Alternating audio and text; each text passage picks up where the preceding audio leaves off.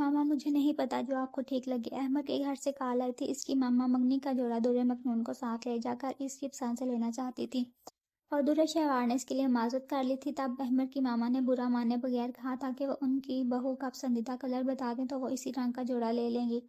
دورے شہوار نے کچھ دیر بعد کال بیک کر کے بتانے کو کہا تھا، اور فون رکھ کر بیٹی کو آواز لگائی تھی اور اس کی پسند پوچھی تھی، اور اس نے فوراً ہی سب کچھ اپنی ماں پر چھوڑ دیا تھا، اور وہ مسکراتی تھی اور اسے اشارے سے پاس آنے کو کہا تھا۔ وہ چلتی ہوئی ماں کی ویل چیئر کے پاس ان کے قدموں میں بیٹھ گئی تھی۔ پسند بتانے میں تو کوئی حرج نہیں ہے، وہ بیٹی کا ہاتھ تھام کر بولی تھی۔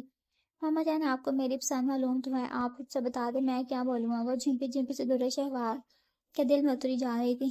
میری بیٹی کا سب سے پسندیدہ رنگ تو سیاہ ہے، اب پڑھنے کا سوٹ سیاہ رنگ کا تو نہیں ہو سکتا، اس لیے سیکنڈ چوائس بتاؤ۔ وہ ماں کی گود میں سار رکھ گئی تھی اور وہ اس کے سر کے بالوں میں نرمی سے انگلیاں چلاتی دھیمے سے دوستانہ انداز میں بولی تھی۔ ماما، آپ کو میری فرسٹ چوائس ہی نہیں سیکنڈ چوائس کا بھی بتا، اس لیے پلیز مجھے تنگ نہ کریں۔ وہ نروٹے پن سے بولی تھی اور بیٹی کے انداز پر یکدم دلکشی سے ہنستی چلی گئی تھی۔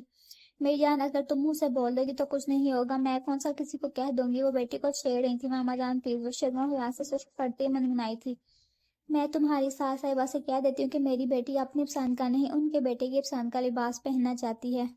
وہ زیر لب مسکرائی تھی اور اس نے ایک جھٹکے سے ماں کی گود سے سر اٹھایا تھا۔ ماما جان، ایسا کب کہا میں نے؟ اس کا منہ حیرت سے کھلا ہوا تھا اور ان کی مسکراہٹ گہری ہو گئی تھی۔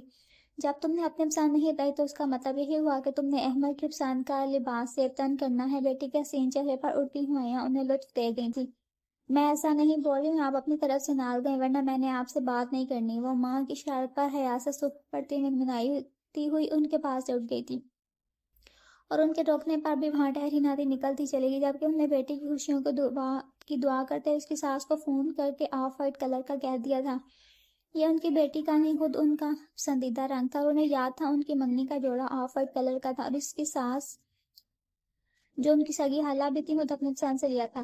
شوہر کو یاد کر کے ان کی آنکھوں میں نمی اترنے لگی تھی، زندگی کے حسین لمحے آنکھوں کے سامنے لہرانے لگے تھے۔ کہیں کسی بات تو لگتی تھی جب وہ مہربان سا شخص ان کے ساتھ تھا اور وہ ایک مکمل آسودہ و خوشگوار ازدواجی زندگی بسر کر تھی، مگر ایک ایکسیڈنٹ نے ان کی تمام تر خوشیاں چھین لی تھی۔ سید سبحان بہاری کی موت کے ساتھ کیا کچھ ختم نہیں ہو گیا تھا، مگر وہ رب کی رضا میں راضی ہو گئی تھی، مگر اب جب بیٹی کی شادی کرنے جا رہی تھی تو شوہر کی کمی شدت سے محسوس کر رہی تھی۔ دل چاہتا تھا کہ کہیں سے وہ گزرا وقت آ جائے جب بچوں کے لاڈ وہ دونوں میاں بیوی مل کے اٹھاتے تھے، مگر نہ گیا وقت لوٹ کے آتا ہے، نہ موت کے مسافر لوٹ کے آتے ہیں۔ وہ آنکھوں میں آئی نمی کو صاف کر گئی تھی کہ آنسو صاف کرنے والا موت کو گلے لگا گیا تھا۔ عاویہ نے پورا دن معمول کے مطابق گزارا تھا، مگر آج کا دن غیر معمولی ہی رہا تھا۔ ہر آہٹ پر وہ چونکتی رہی تھی، کبھی فون کی طرف دیکھتی، کبھی موبائل کی طرف نظر ڈالتی۔ مصروفیت میں بھی بے دھیانی کا عالم کچھ یوں تھا کہ ہر دوسرے سیکنڈ گھڑی پر نظر ڈال رہی تھی۔ جیسے جیسے وقت گزر رہا تھا دل کی حالت عجیب تر ہوتی جا رہی تھی۔ 9 بجے کے قریب اس نے عشاء پڑھی تھی اور آدھے گھنٹے میں نماز سے فارغ ہو کر صبح کے لیے کپڑے پریس کرنے لگی تھی، مگر بار بار چونک رہی تھی۔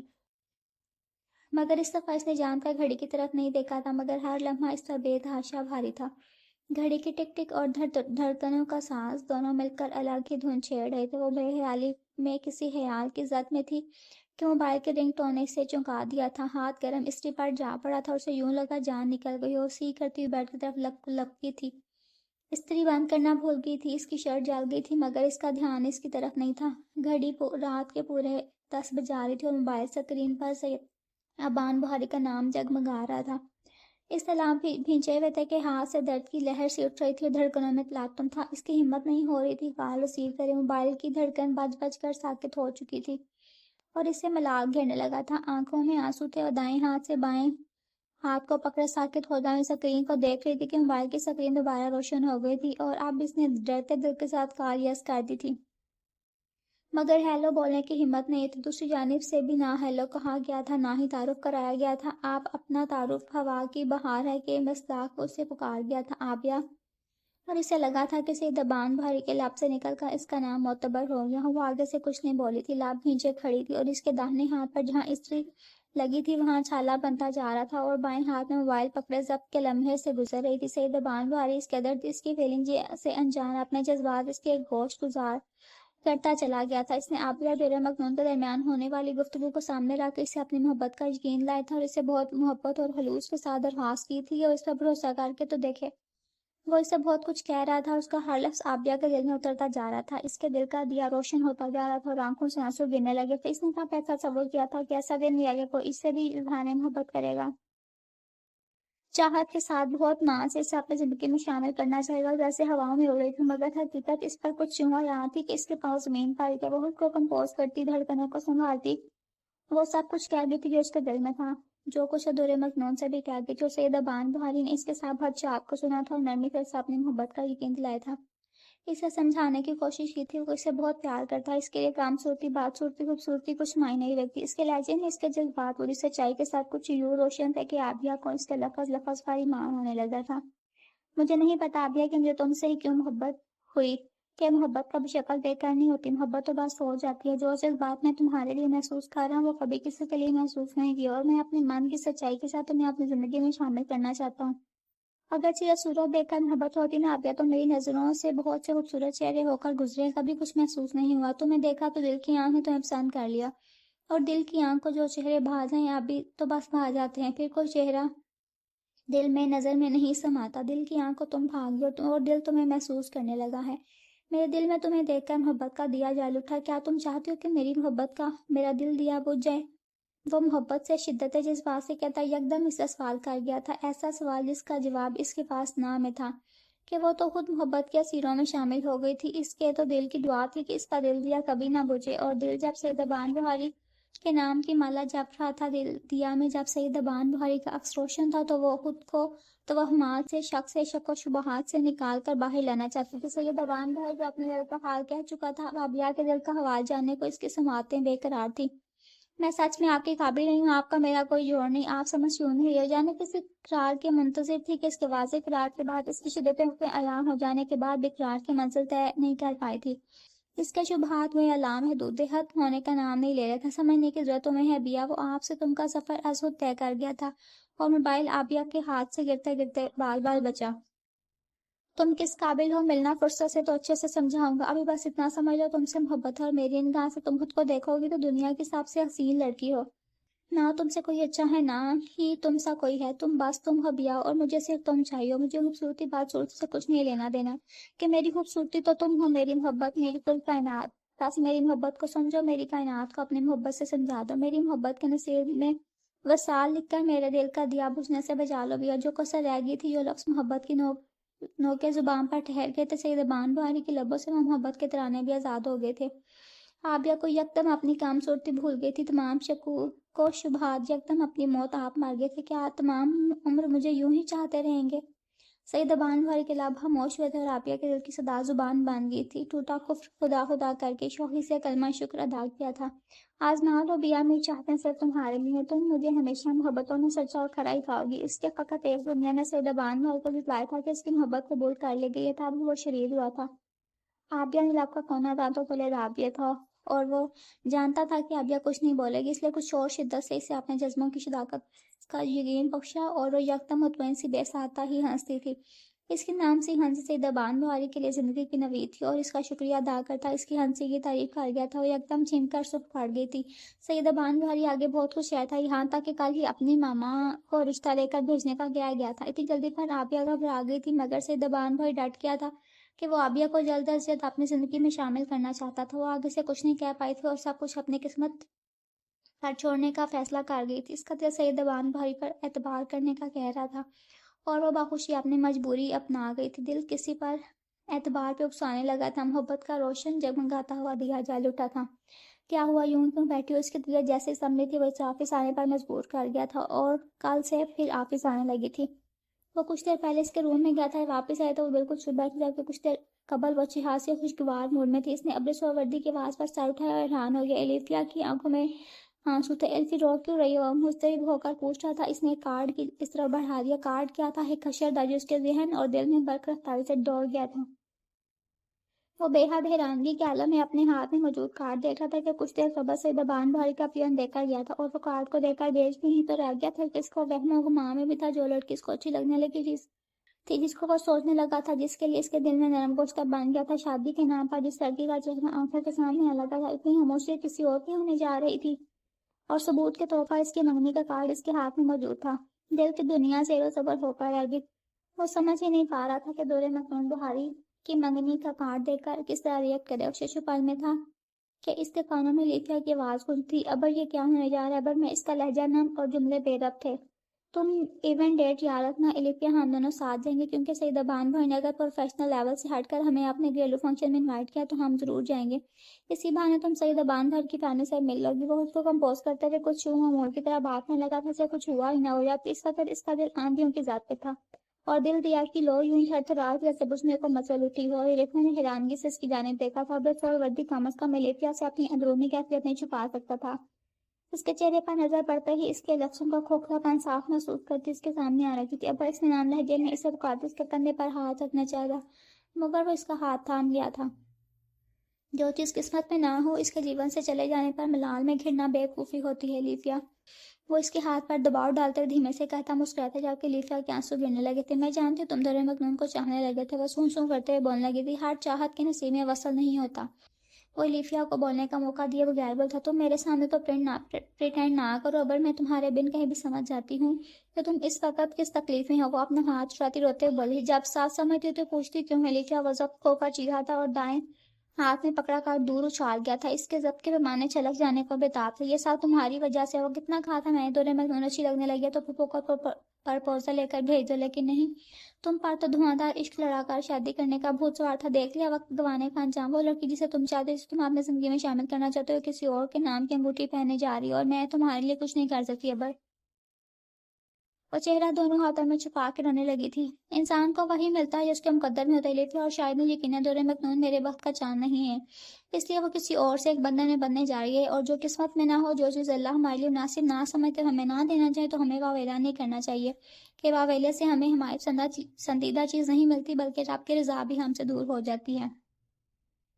وہ دکھ کی طرح اپنے دل کے دیے کو آندھیوں کی ذات محسوس کر رہا تھا مگر وہ خود کو کمزور نہیں ثابت کرنا چاہتا تھا. کم از کم الیفیا کے سامنے نہیں کہ وہ بھی محبت کی مسافر تھی اور وہ نہیں چاہتا تھا کہ اللہ نہ کرے اس کی زندگی میں کچھ اس کی مرضی اور پسند کے خلاف ہو تو وہ کمزور ثابت ہو. اپنے دوست کو مضبوط اور بہادر بنانے کی چاہ میں اس کے کندھے پر سارا پر اپنا دکھ پھاڑنے کی چاہ کو ہی مصلوب کر گیا تھا اور وہ رونا بھول کر ابرج کو نہایت بے یقین سے دیکھنے لگی تھی کہ زندگی کے ایک موڑ پر سے ابرج اور وردی اتنی مضبوطی اتنی مثبت سوچ کی ہرگز بھی توقع نہیں تھی. وہ یہ سوچ رہی تھی وہ اپنی محبت کو کھونے کا سوچ کر ہی ہراساں ہو جاتی ہے.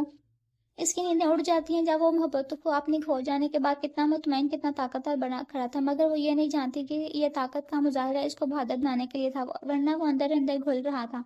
اس کا دل کر رہا تھا وہ زمانے سے چھین کر اپنی محبت سے اپنے بخت کو منور کر لے مگر وہ جانتا تھا ایسا ممکن نہیں. وہ چاہے بھی تو ایسا ممکن نہیں کہ اب بہت دیر ہو چکی تھی.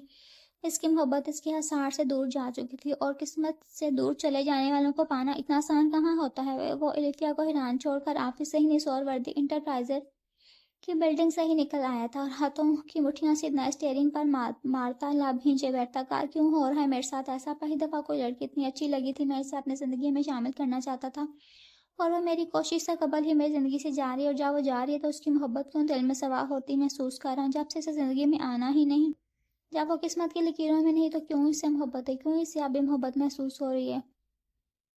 وہ اسٹیئرنگ پر بے بسی سے ہاتھ مارتا گہرے ملال میں تھا. کہیں کاش اس کے ارد گرد منڈلا رہے تھے. کاش وہ دور مکنون سے نہ ملا ہوتا. کاش دور مکنون سے محبت نہ ہوئی ہوتی.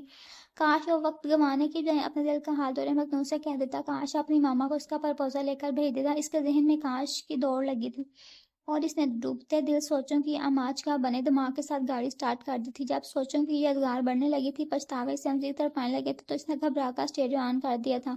سوچا تھا ذہن بھٹ جائے گا مگر اس کا دل اور ذہنی حالت میں کوئی فرق نہیں آیا تھا کہ محبت سے بچھڑنے کا غم اتنا بھی ہلکا نہیں ہوتا کہ چند لمحوں میں خود کو سنبھال لیتا. محبت سے بچھڑنے کا غم تو صدیوں پر محیط ہو جاتا ہے. وہ خود کو بے بس محسوس کرتا ڈرائیو کیا جا رہا تھا. سب جھروکے بند کر دوں اب دیواریں بلند کر دوں خود کو ایسی کھوڑ چھپا دوں مٹ جاؤں میں پیار ہی مٹا دوں تل تل مرنا بھی کیا پیا ہو بے دردی تجھے لاج نہیں یہ کیا کیا تیرے بن لاگے نہیں میرا جیا.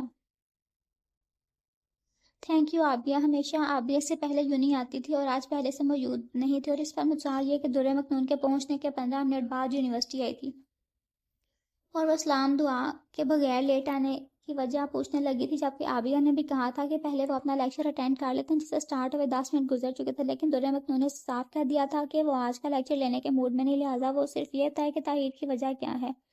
اس نے گہری سانس لے کر گاڑی کا ٹائر پنکچر ہونے کا بتایا تھا، تابی دریا مخنون کی نظر اس کے ہاتھ پر پڑی تھی۔ تابیاں دھیمے لہجے میں اسے لگ جانے کا بتایا تھا۔ دریا مخنون اسے خیال رکھنے کی ہدایت کرتی اپنے اگلے جملے کے ساتھ آبیہ کو حیران کر گئی تھی۔ وہ مسکراتی دریا مخنون کو حیرت سے دیکھتی، جو اس کا شکریہ ادا کر رہی تھی۔ وہ بالکل نہیں سمجھی تھی اس سے سفاریہ کی طرف سے دریا مخنون کو یوں دیکھنے کے شکریہ کی وجہ جاننا چاہتی ہو، پر اس کی مسکراہٹ کچھ اور گئی تھی۔ تو بھیا کی محبت قبول کرنے کا شکریہ بھابھی جان، وہ شرارت سے کہتی اپنی شرارت پر از خود کھلکھلا اٹھی تھی، جبکہ وہ بری طرح چیم کر سرخ پڑ گئی تھی۔ میں بہت خوش ہوں آبی، تھینک یو سو مچ، وہ آبیہ کا ہاتھ تھام کر پرجوش ہو کر بولی تھی۔ اس کے ہر انداز سے بے پناہ مسرت عیاں تھی، اور دریا مخنون کے ساتھ وہ خود بھی مسکرا دی۔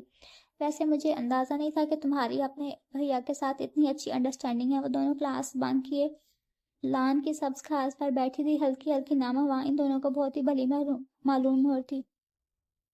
آبیہ کی بات پر دھیمے سے ہنسی۔ بھیا بظاہر بے حد سخت نظر آتے ہیں، بلکہ پاپا کی وفات کے بعد ان پر کچھ ذمہ داریاں یوں پڑی کہ وہ اپنی ذات سے دور ہی ہو گئے۔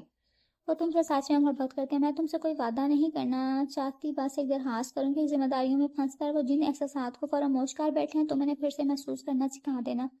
دریا مخنون بھیگی پلکوں سے اپنے دوست کو دیکھ رہی تھی۔ آبیہ کچھ نہیں بولتی، وہ کوئی وعدہ نہیں کرنا چاہتی تھی۔ آبیہ کو سرخ پڑتے دیکھ کر دریا مخنون سے چھیڑ گئی تھی، بکواس مت کرو۔ وہ ڈپٹ گئی اور دریا مخنون ہنسنے لگی تھی۔ خبردار جو تم نے زیادہ بھابی بننے کی کوشش کی، دریا مخنون نے ہنسی سے باتیں توڑی لگائی تھی۔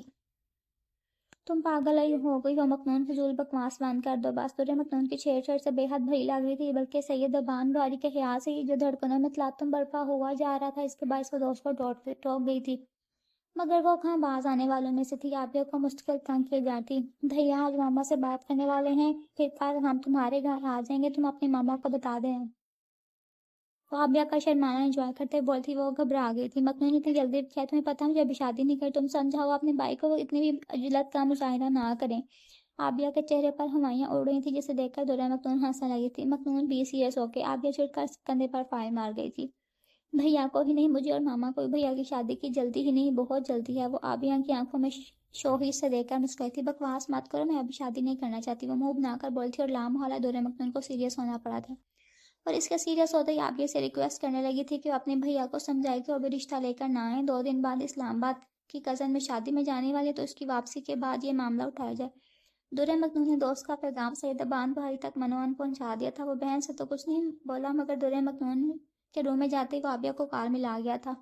ارادہ تو اسے منانے کا تھا کہ وہ تو 4 دن کے بعد دریا مخنون کی منگنی کے ساتھ اپنے نکاح کا پروگرام بنا رہا تھا، لیکن آبیہ پروں پر پانی ہی نہیں پڑنے دے رہی تھی۔ وہ اسے منانے کے جتن کر رہا تھا، اور اس سے سید بان بہاری کے 1000 جتنوں کے بعد ایک جملے سے اسے چپ ہونے جانے پر مجبور کر دیا تھا۔ پلیز زبان میری خاطر مان جائے، کچھ دن بعد اپنی ماما کو بھیج دیجیے گا پلیز۔ سید بان نے ہونے سے محبت کا جو حق سونپا تھا، وہ اسی کا استعمال کرتی بے حد مان بھرے لہجے میں بولی تھی، اور وہ گہری سانس کھینچ کر رہ گیا تھا۔ یار تم نے کچھ نئے کا نہ کہہ کر بھی سب کچھ کہہ دیا، جان ہی مانگی پر لگ رہا ہے جیسے جان ہی مانگ لی ہو۔ اور شوہی سے بولتا وہ سر پڑ گئی تھی۔ اللہ حافظ۔ وہ اس قدر نروس ہوئی تھی، اللہ حافظ کے آگے تھی، کچھ کہنے کی کچھ سننے کی ہمت نہیں رہی تھی، مگر اس نے رابطہ منقطع ہی کب کرنے دیا تھا، اور وہ اس کی آواز کے سحر میں جکڑتی چلی گئی تھی۔ اس کے لفظوں کا اثر دل تک محسوس کرتی، دھیرے دھیرے اس کے برجستہ جنون اور ذومانی فکروں کا جواب دیتی اس سے مانوس ہونے لگی تھی۔ تم مجھ سے اب کبھی بات نہ کرنا، میں تم سے سخت افواہ ہوں، اس نے فرنٹ سیٹ پر بیٹھے ساتھ ہی سے کہا تھا۔ تم نہ کرنا بات میں کر لوں گا، کیونکہ حفا تو تم ہو، میں تو نہیں۔ اب سروردی نے اس کے لیے مخصوص نرمی سے کہتے ہوئے گاڑی سٹارٹ کر دی تھی، اور وہ لمبی ہوئی، جبکہ لیڈیا کی نظر اس کے چہرے پر پڑتی۔ وہ شکل سے ہی اداس لگ رہا تھا، خود پر کتنا ہی ضبط کے پہرے بٹھاتا، خود کو کتنا ہی مضبوط ظاہر کرتا، مگر وہ تو اس کی دوست تھی، اس کے بن کہے بھی اس کا دکھ سمجھ رہی تھی، اس کے دکھ کو محسوس کرتی تکلیف میں تھی، اور اس وقت بھی اس کی آنکھیں بھیگنے لگی تھی، نظر جھکا گئی تھی۔ اس کے دکھ کو محسوس کرتی تکلیف میں تھی، اس وقت بھی اس کی آنکھیں بھیگنے لگی تھی، نظر اس کے شکوے بڑھنے لگے تھے، مگر وہ لاب نیچے بیٹھتی کہ اس کو کمزور نہیں بنانا چاہتی تھی، مگر وہ اسے شدید قسم کی حفا تھی کہ دریا مخنون کی منگنی پر بھی اس کے مجبور کرنے پر ڈرتی، ورنہ اس کا دل بالکل نہیں چاہ رہا تھا۔ اس نے تو جانے سے صاف منع کر دیا تھا، مگر جب تیار پر 8:30 7 بجے اس کے گھر پہنچا اور آرڈر جاری کیا، تو اسے لڑ جھگڑ کر آخر میں اس کی ضد کے آگے ہتھیار ڈالتی، نہ چاہتے ہوئے بھی تیار ہو کر اس کے ہمراہ دریا مخنون کی منگنی میں جا رہی تھی۔ اس کا دل خون کے آنسو رو رہا تھا، جس لڑکی کو ابر سہروردی چاہتا تھا، وہ کسی اور کی ہونے جا رہی تھی۔ یہ تکلیف محض ابر سہروردی کی نہیں، اس کی بھی تھی، اور وہ دونوں الگ کب تھے۔ لب بھینچے ضبط کے مراحل طے کر کے ابر سہروردی کی آواز پر چونک اٹھی۔ بہت پیاری لگ رہی آج سید بان بھائی نوٹس دینے پر مجبور ہو جائے گا۔ اس نے آنکھ اٹھا کر اس کی طرف دیکھا، جو مہارت سے ڈرائیو کرتا اس وقت غیر معمولی سنجیدہ نظر آ رہا تھا، اس کے آنسو گرنے لگے تھے۔ इस बात से तो मुझे कभी इनकार नहीं हुआ कि रोते तुम्हारी आंखें हसीन तरीन हो जाती हैं, तुम्हारी खूबसूरत आंखों का फसूं को छोड़ पड़ जाता है। मगर इस वक्त रहम करो यार, ये जो तुमने काजल लगाया हुआ बह जाएगा, तुम्हारा सलीके से किया हुआ मेकअप बिगड़ जाएगा। और आज मैं तुम्हें हसीन बहुत मुकम्मल देखना चाहता हूँ, जरा सी भी कमी नहीं। मैं नहीं चाहता किसी वजह से जबान भर तुम्हारा नोटिस लेने से महरूम रह जाए। वो अपनी अंदरूनी कैफियत को अपने अंदर दबाए इशारे से बोलता, चेहरा हाथों में छुपा भी लग उठी थी। अब खुदा के लिए घर वापस चलो, मैं ये सब बर्दाश्त नहीं कर पा रही। मैं अब नहीं जाना चाहती, मैं दुर्रे मखनून को किसी और का होता नहीं देख पाऊंगी। वो बुरी तरह रो रही थी। स्टेयरिंग को संभालना इसके लिए मुश्किल तरीन हो गया था। इसने डूबते दिल और डोलती कार कैसे कंट्रोल किया था, ये बस वही जानता था। इसने स्पीड कम कर दी थी और इस पर बिगड़ने लगा था। तुमने अब बकवास की नहीं लिख किया तो मैं एक लगा जाऊंगा। हाथ हो गई है बचने की भी, बचपने की भी। ऐसा लग रहा है दुनिया एक दूरे मकनून पर खत्म होने जा रही है। और शदीद मुश्किल था। वो रोना भूल कर उसको देखने लगी थी। स्पीड कम करते गाड़ी ही साइड पर रोक रही थी और उससे घूर घूर रहा था। मैं इस बात से इनकार नहीं करूंगा, मुझे दुर्रे मखनून से मोहब्बत है, लेकिन मैं इसके इश्क में इतना ही पाबंद हुआ जा रहा था। तुम बच्चों की तरह रोना जो नाम चाह दो, हकीकतों को तस्लीम करना सीखो। वो दृष्टि से कहता इसकी जानिब टिश्यू बढ़ा गया था। मुझसे नहीं हो रही है हकीकत तस्लीम। वो टिश्यू से नाक रगड़ते बोली, तुम्हारे तस्लीम ना करने से हकीकत नहीं बदल जाएगी, ना तुम्हारे रोने से कुछ रुक जाएगा। इसलिए किस्मत के लिखे को रो धोकर नहीं, हौसले से बर्दाश्त करो। वो इसका हाथ थाम गया था। उसके कंधे से आ लगी थी। वो बुरी तरह बिलकती इसकी आजमाइश बन गई थी। वो का जितना मजबूत ना था, वो उसको उतना ही कमजोर बनाने पर तुली थी। मैं तुम्हारी तरह बाहिम्मत नहीं हूँ। शदीद तकलीफ में होने के बावजूद मुझ में कम अज कम मुस्कुराने का हौसला नहीं है। उसके कंधे से सर उठाती इसकी आंखों में देखने लगी थी, जरूरत की लालच से लहूदान हो रही थी। हौसला तो मुझ में नहीं है, लेकिन मैं हौसले के तकाजे निभा रहा हूँ। लेकिन तुम चाहती हो कि मैं वाह वेले करूँ तुम्हारे कंधे पर सर रखकर मोहब्बत खोने का गम ना हो, तो मैं ऐसा भी कर लेता हूँ। वो इसकी भीगी आंखों में देखकर बोला था, और वो रोना भूल गई थी। अगर तुम ये सुनना चाहती हो तो मैं कितनी तकलीफ में हूँ तो सुनो ही लेकर। मैं इस वक्त बहुत तकलीफ में दर्द की शिद्दतों से गुजरा, लेकिन बावजूद अजियत के मैं अपने लाभ पे एक आह नहीं लाना चाहता। जिस लड़की से मोहब्बत का इजहार नहीं किया, अब जब किसी और के जीवन में शामिल होने जा रही है, तो मैं अपनी मोहब्बत को कैसे जुबान पर लाऊं? मैं कैसे अपनी मोहब्बत को बदनाम कर दूं? कैसे इस लड़की के लिए जिल्लत का सामान तैयार कर दूं जो मेरे जज्बों से ही अनजान है? वो खामोशी के जब्त के स्वाप्त था और वो नजर झुका गई थी कि इस हद तक कम अज कम वो नहीं सोच पाई थी। इसका जहन इस हद तक गया ही नहीं था। मेरे नजदीक मोहब्बत मान और एहतराम का नाम है। जब इंसान अपने महबूब की इज्जत का ख्याल न रखे, इसके मान की सलामती के लिए कोशिश ना हो, तो वो मोहब्बत नहीं होती। मोहब्बत अपनी जात को मारना सिखाती है। मोहब्बत एहतराम करना सिखाती है। और मैं मोहब्बत की लाज रखने को फना हो सकता हूँ लेकिन मगर अपनी मोहब्बत पर आँच आए नहीं दे सकता। इसलिए इस बात को यहीं दफन कर दो कि मैं दुर्रे मखनून से मोहब्बत करता हूँ और वो मेरे लिए शजर ममनुआ होने जा रही है। और अपने शोर वर्दी इतना भी कामजोर हवस प्रसनी के दूसरे की इज्जत पर नजर रखकर बैठे, मोहब्बत की इज्जत और मान बखेर दे। वो गुस्से से बोलता, अपने जज्बात और सोच इस बात के सामने अयां कर गया था और वो लाजवाब होकर रह गई थी। आगे से कुछ कहने की इसमें हिम्मत ही नहीं रही थी कि आप कुछ कहने सुनने की जरूरत बाकी नहीं रही थी। और उसे यकदम अपने शोर वर्दी का फख्र महसूस हुआ था। इसको इस बात का फख्र हो रहा था कि उसके आला सोच के मालिक की दोस्त और रोते हुए मुस्कुराती उसने अपने शोर वर्दी का हाथ थाम लिया था। ओलिविया को मुस्कुराते देखकर वो ढीला छोटा यकदम मुस्कुराया था। इसने अपने शोर वर्दी के दाहिने हाथ से उस पर लाभ रखती थी। मेरी दुआ है तुम हमेशा इतने अच्छे रहो, जिंदगी में तुम्हारी अच्छाई को कभी आँच ना आए, तुम अपनी कभी अच्छाई को तर्क ना करो। मेरी दुआ है बल्कि तुम्हें जिंदगी की हर खुशी मिले, तुम बेहद ज्यादा खुश हो, तुम सब वो सब पारो जो तुम पाना चाहते हो। तुम्हारी जिंदगी में कोई कमी, कोई तश्नगी, कोई अधूरापन ना हो। मेरी तमाम पुरखलूस तुम्हारे नाम है। वो लिफिया की हरकत पर साकित हो गया था, मगर दूसरा ही लम्हे वो तमानियत की लहर अपने अंदर उठती महसूस करने लगा था। इसने अपनी बेहद मुख्य सोच को देखा था और वो अपने हाथ पर इसके हाथ पर रखे धीमे से आमीन कहता मुस्कुराता गाड़ी स्टार्ट कर दी थी। शाम के सरमई अंधेरों में यूं मेरे दिल के दाग चलते हैं, जैसे पर्वत के सब्ज पेड़ों पर बर्फ के बाद धूप पड़ती है, जैसे सहरा की रेत उड़ उड़कर अजनबी का तवाफ करती है। वो बज़ाहिर तो ड्राइविंग का था, मगर इसका जहन और दिल यादों की अमाज का बना हुआ था। आंख के सामने हर वो मंजर था जब दुर्रे मखनून की मोहब्बत बन के आन टकराई थी और एक तशनगी का एहसास ऐसा था, दिल से आहें कराहें आजाद हो रही थी। दिल का दिया बुझ चुका था, रूह तक जिस्म के अंदर अंधेरे उतर जा रहे थे। इसे लग रहा था उम्र अब रोज यूं ही कभी जीते और कभी मरते तमाम होंगी। दिल से दुर्रे मखनून का नाम आंख बंद कर आजाद हुआ था और एक सुकूत सा इसके मन के आर पार होता चला गया था। आहें भरता हूँ, इश्क पीता हूँ, रोज मरता हूँ, फिर भी जीता हूँ। तेरी यादों की तशनगी अब तक यूं मेरे दिल को थाम लेती है, जैसे एक ताज़ा कवर पर बेवा मरने वाले का नाम लेती है शाम के सरमई अंधेरों में। अब सोहरवर्दी ने गाड़ी पार्क कर दी थी और दोनों चलते कराची के महंगे तीन होटल में दाखिल हो गए थे, जहाँ रंगो बुक का सामान था। سعید ابان بھائی کی نظر جیسے ان پر پڑی تھی وہ پہلی فرصت میں ان کے پاس آیا تھا۔ اب سورور سے مصافحہ کرتے ہوئے اس کہنے پر شکریہ ادا کرتا ہے لکھتا کی جانب متوجہ ہوا تھا۔ سیاہ رنگ کے دیدہ سیب سوٹ میں گلابی چہرے کے ساتھ جن میں سرخیاں گھلی ہوئی تھی، اس کی نظر ٹھہر ٹھہر سی گئی، مگر وہ اس کے چہرے کو دیکھ کر چونک بھی گیا تھا کہ اس کی ناک سرخ اور آنکھیں رونے کی چکلی کھائے تھی۔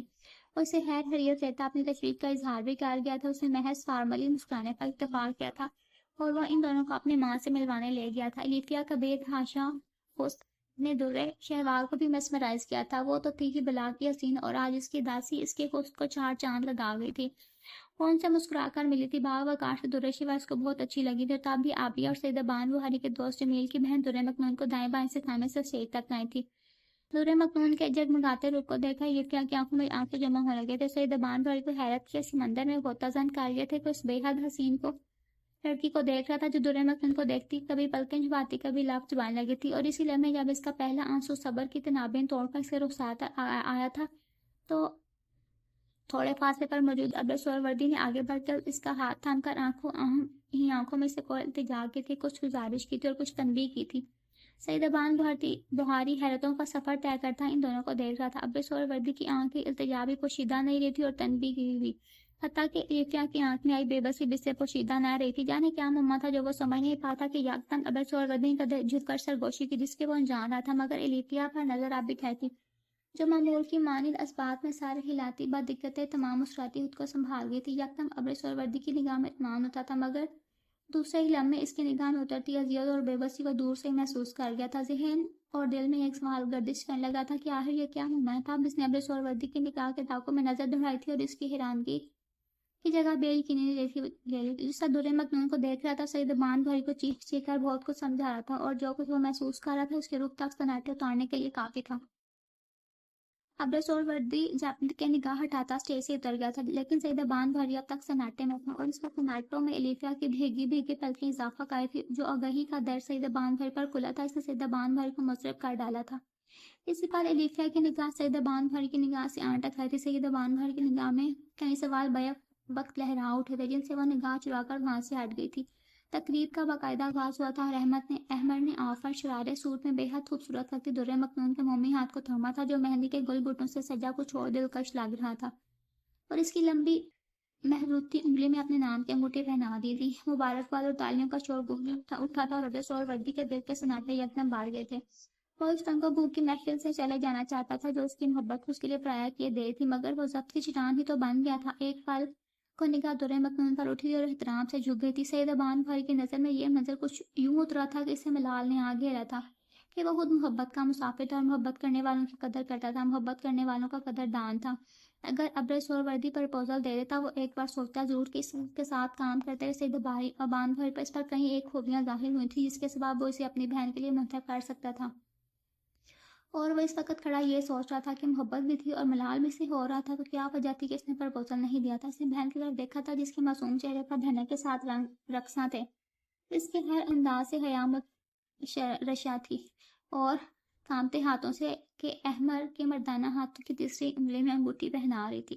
اس کے کسی بھی انداز سے یہ ظاہر نہیں ہو رہا تھا کہ ابر سہروردی کے دل کے ہاتھ سے واقف ہے۔ اس نے نظر ابر سہروردی پر گئی تھی جس کی نگاہ درے مکنون کی طرف اٹھی تھی۔ اس کی لہو رنگ آنکھوں میں سفید موتی جگمگا تھی۔ جیسی انگوٹھی درے مکنون کے ہاتھ سے ہوتی احمد کے ہاتھ کی زینت وہیں تھی، ضبط کے پیمانے چھلک اٹھے تھے۔ ایک آنسو پلکوں کی بھاڑ توڑ کر جھوم باہر آیا تھا کہ ابر سہروردی کی سچی محبت اور شدتوں کا گواہ بن گیا تھا۔ شب غم مجھ سے مل کر ایسے روئی ملا ہو جیسے صدیوں بعد کوئی، ہمیں اپنی سمجھ آتی نہیں خود کو، ہمیں کیا حق سمجھائے گا کوئی، کڑی منزل پہ آ کے دم ہے ٹوٹا، کہاں آ کر میری تقدیر سوئی، کچھ ایسے ان کی یاد آئی ملی ہو جیسے دولت ایک کھوئی، سجا رکھا ہے کفس ہونوں پر سے کہ اب تو بجلیاں لے آئے کوئی۔ سید بان بھائی نے اس کی آنکھ سے گرتے آنسو کو بھی دیکھا تھا، اس کے درد کو محسوس کیا تھا، مگر وہ اب اس کے لیے کچھ نہیں کر سکتا تھا۔ تاپی جب وہ باہر جانے بڑھا تھا اسے روکنے کے لیے آگے نہیں بڑھا تھا۔ اس کے پیچھے ہی روتی ہوئی الیفیا بھی نکل گئی جو سید بان بھاری قسمت کی ستم ظریفی پر لب یہ خاموش کرتا۔ ضبط کا سفر ان دونوں سے ہوتا ہوا سید بان بھاری تک چلا تھا۔ مسٹر انصر نے مبارکباد دیتی خوشی کا اظہار کرتے اس کے گلے لاگے تھے اور محض فارمالٹی کو مشکل تھا کہ جو کچھ گھنٹوں قبل تک بہت کچھ تھا بہن کے پر سے سب کو دوش ہونے پر مطمئن وہ محسوس کر تھا ابر سہروردی نے سب پر پانی پھیر دیا تھا۔ وہ کچھ نہ کہہ کر جو کچھ کہہ گیا تھا، جس سے وہ چاہتا بھی تو نکل نہیں سکتا تھا کہ آج کی شام سے پہلے ہی کچھ جان جاتا تو آج کی تقریب جلوہ افروز نہ ہی ہوتی، مگر راؤ چاہ کر بھی کچھ نہیں کر سکتا تھا کہ اس کی بہن احمد کے ساتھ ایک رشتے میں بندھ گئی تھی اور وہ اس رشتے کو ختم کر کے بہن کو مشکل میں نہیں ڈالنا چاہتا تھا۔ وہ عزت پر جان دینے والا شخص تھا، مگر محبت کے لیے اس کے دل میں موجود تقریر نے اسے مضطرب کر دیا تھا، اور جانے کب تک اس حال میں رکھنا تھا۔ وہ سوچوں کو مشکل سے جھٹکتا، ایک ایک سے ملتا، آبادے میزبانی نبھا رہا تھا۔ عابیہ جو کچھ دیر قبل ہی گلابی رنگ کی پشپاس میں نہایت سلیقہ سے کیے میک اپ کے ساتھ پرکشش نقوش کر جس کے دل میں اتری جاتی، وہ کسی شرارت کے موڈ میں تھا۔ عابیہ کو دل بھر کر سراہنے والا تھا۔ وہ تمام جذبات یکلخت گڈمڈ ہو گئے تھے۔ اپنی الجھن میں کچھ یوں الجھا تھا کہ اس نے عابیہ کی نگاہ کا اضطراب محسوس کر کے بھی نہ کیا تھا۔ وہ اس کی طرف سے کسی توصیف کے جملے کے منتظر تھی، اس کی نگاہ کی منتظر تھی جو اسے اپنے ہونے کا اعزاز بخشتی، مگر ایسا کچھ نہیں تھا۔ وہ اس سے ناراض ہوتی، دل ہی دل میں بدگمان ہوتی، محفل کے آخر میں اپنے گھر جا چکی تھی اور صحیح زبان بھر کے احساس بھی نہیں ہوا تھا کہ عابیہ دل میں بدگمانی لیے روٹھ گئی ہے۔ وہ تو ابر سہروردی کے غم میں دبلا ہوا جا تھا۔ ابر سہروردی کی شام ہی نہیں، رات بھی بڑی بھاری گزری تھی۔ وہ لیفیا کو گھر ڈراپ کر کے سڑکوں کی خاک چھانتا پھرا تھا۔ شب غم بڑی بری بلا ہے، اس کا احساس تب ہوا جب اس پر شب غم نازل ہوئی تھی۔ اس نے درِ مکنون سے کچھ کہنا تو دور، اس کو کوئی اشارہ بھی نہ دیا تھا، مگر آج اسے درِ مکنون سے ہزار شکوے ہو رہے تھے۔ اور بے بسی کا عالم یہ تھا جس نے انجانے میں اس کی آرزوؤں کا دیا گل کر دیا تھا۔ وہ اسے کچھ کہہ بھی نہیں سکتا تھا کہ کچھ کہنے اور سننے کے حالات کبھی پیدا ہی نہیں ہوئے تھے۔ یک طرفہ محبت عشق کی آگ میں جل رہی تھی، جو دل کے قریب تھا وہی سب سے غیر محسوس ہوتا اس کا کہ قرب کا سبب بن گیا تھا۔ جانے یہ قرب و اذیت کب تک رہنی تھی۔ شب غم اس پر یوں اتری تھی کہ اسے غم کا ذائقہ پتہ لگ گیا تھا۔ میں دل میرے مسافر ہوا پھر سے حکم سادے، کہ وطن بدر ہوں ہم تم، دیں گلی گلی صدائیں، کریں رخ نگر نگر کا، کہ سراغ کوئی پائیں، کہ یار نامہ بر کا ہر ایک اجنبی سے پوچھیں، جو پتہ تھا اپنے گھر کا سرے کوئے ناشنایاں۔ ہمیں دن سے رات کرنا، کبھی اس سے بات کرنا، کبھی اس سے بات کرنا، تمہیں کیا کہوں کہ کیا ہے، شب غم بری بلا ہے۔ ہمیں یہ بھی غنیمت تھا جو کوئی شمار ہوتا، ہمیں کیا برا تھا مرنا اگر ایک بار ہوتا۔ دل میں اب بھی وہی تھی، مگر قسمت نے اسے فرائے کر دیا تھا۔ یہ الگ بات تھی کہ قسمت سے غیر ہو جانے والی محبت دور ضرور ہوئی تھی، دل سے نہیں جاتی، کہ ایک بار محبت ہو جائے تو دن بدن بڑھتی جاتی ہے، نہ رکتی ہے، نہ ختم ہوتی ہے، نہ تھکتی ہے، نہ دل سے جاتی ہے۔ ہر گزرتا دن محبت کے ایک نئے رنگ سے روشناس ہوتی، محبت شدتوں کے پیمانے بڑھتی رہتی ہے۔ دور کر رہ کر جو دل میں رہتا ہے وہ ستم گر بھی غیر کہتا ہے۔ کتنی معصوم آرزوؤں کا اس طرح لوگ توڑ جاتے ہیں، جیسے دم توڑتے مسافر کو قافلے والے چھوڑ جاتے ہیں شام کے